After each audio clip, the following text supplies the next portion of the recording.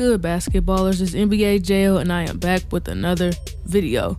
Please don't forget to like, comment, and subscribe, and let's get to it. Was Kobe Bryant really the best player of the 2000s? I'm not really here to give my opinion. I'm here to make you guys think a little bit. When people think of the 2000s basketball, they automatically say it's Kobe without giving it any thought. In today's video, I'm going to give you guys something to really think about. In the 99-2000 season, the top 5 leading scorers were Shaq with 29, Allen Iverson with 28, Grant Hill with 25, Vince Carter with 25, and Karl Malone with 25. Kobe is 12th on that list with 22.5 points a game. The Lakers do go on to win the title this year, but Shaq ends up winning the finals MVP. Shaq also gets the MVP award for this season as well. Moving on to the 2000-2001 season, where Allen Iverson is clearly the best player this season. Kobe does end up creeping back into the top 5 scoring, coming in at number 4 with 28.5 points a game. Allen Iverson won with 31 points, Jerry Stackhouse 2 with 29 points, Shaq of course with 28 points, and number 5 Vince with 27 points a game. Allen Iverson wins the MVP this season, and the Lakers go back to back, but guess who wins the finals MVP for the second consecutive year? Shaquille O'Neal. The 01-02 season is when people started to look at Tim Duncan as one of the best players as well. The dude was quiet and humble, but once he got on that court, he was the big fundamental. People don't talk about Tim Duncan being the best player a lot solely because of his humbleness and the fact that he played in such a small market like San Antonio. Kobe falls to number 6 in points per game this season, behind Duncan, McGrady, Paul Pierce, Shaq, and Allen Iverson at number 1. Tim Duncan wins MVP this year, and you guessed it, the Lakers win the championship again this year, while Shaq takes home his 3rd finals MVP. Now you mean to tell me Kobe couldn't get one of the 3? Are you sure he was the best player of the 2000s? The 02-03 season is when Kobe began to hit his stride. He played all 82 games this year, and he averaged 30 points only behind Tracy McGrady, who had 32 points. Tim Duncan won the MVP again this year and won a championship, and people were posing the question, is Tim Duncan the best player in the NBA? It's really not that far-fetched, but at this time people were looking at Kobe, Shaq, T-Mac, and Allen Iverson as the best player as well. The 03-04 season was when Kobe began to take the reins of the Lakers on his own. He would only play 65 games this season, but he still managed to be in the top 5 in scoring. Kevin Garnett won the MVP this year, but Kobe had the last laugh in the West. He got his team to the finals against the Pistons. They lost 4-1, but that didn't stop the Black Mamba the following season. The 04-05 season was reclaimed by the San Antonio Spurs, as Tim Duncan would win his 3rd MVP award. They tack on another championship this year, and at this point in time, it's almost clear who has been the best player in the NBA so far. Duncan was quietly building his resume while everyone was talking about the Kobe and Shaq feud. The 05-06 NBA season is still one of the most controversial MVP races in history. This was the year Kobe dropped 81 freaking points, and he averaged 35 points a game, making him the leading scorer that season. This year, Kobe was clearly the best player, and I do believe he was robbed of the MVP. Steve Nash wins it this year, and the Heat go on to win the championship. Kobe was the best player of the regular season, but once the playoffs started, D Wade was definitely looking like the best player in the league. I wouldn't necessarily say that Wade took the crown this year, but he definitely was up there for it. The 06-07 season let us know that a kid by the name of LeBron James was here. Kobe still held the number 1 spot for scoring this season and was still regarded by most as the best player in the league. He didn't have much help these past couple seasons, so the Lakers didn't do much. Dirk went on to win the MVP, while the San Antonio Spurs went on to win the championship, and Tim Duncan gets his 4th championship. The 07-08 season was a great season for Kobe. He went on to be the 2nd leading scorer behind LeBron with 28.3 points a game, and he won his 1st and only MVP. He took his team back to the finals, where he would lose 4-2 to the modern day Big 3 in the Boston Celtics. It's still a Kobe and Duncan league at this point in time, but the 08-09 season is when LeBron is thrown into that conversation, and even D Wade to a lesser degree. The top 5 scorers in the 08-09 season were Wade, LeBron, Kobe, Dirk, and Danny Granger. I haven't heard his name in a long time. LeBron wins the MVP this year, and Kobe wins his 4th title. This was a testament to people saying he couldn't do it without Shaq. He had to prove everyone wrong. The crown of the best player belonged to him as we went into the 09-10 season. The leading scorers this season were KD, LeBron James, Carmelo Anthony, Kobe Bryant, and D Wade. I miss when the NBA used to look like this. LeBron wins his 2nd consecutive MVP award, and Kobe wins his 5th and final ring. Now that I have went over the entire 2000s, do you think Kobe was still the best player of the entire decade? I think Tim Duncan has something to say about that, and I think Shaq will probably have something to say as well. But let me know what you guys think in the comments. I'm ready to hear it all. Please don't forget to like, comment, and subscribe. I'm out. Peace.